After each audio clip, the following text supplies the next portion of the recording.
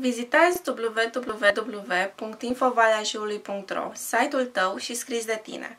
Aici puteți găsi informații despre evenimente locale, video-interviuri, oferte turistice, toate din Valea Jiului.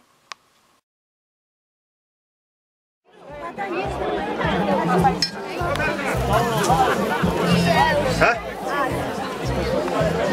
Da, așa. Da, așa. Nu te-ai acoperiști ca cărți în față.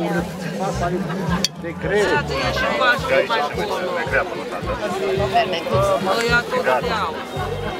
Vede așa. Da, aici unde mergi? Nu are nimic, nu mai suntem asta acolo. Așa trebuie să ducă la domnul primar. Nu. Petre? Hai, Petre, bagă. Petre, ține să pui și mie să dau la copchirul.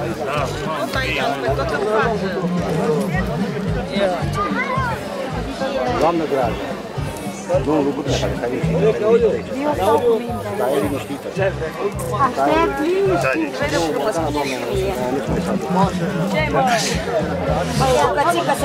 Dați un pic, dați copilul la o parte, să mai iei omul la un pic de aer. Du-te la băiatul ăla cu clop și spune să-mi dea o brișcă.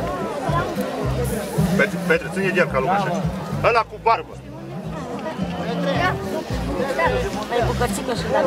Petre, pune aici și asta mă duc eu să dau la copchirul. Stai! Dar numai un pic, că am...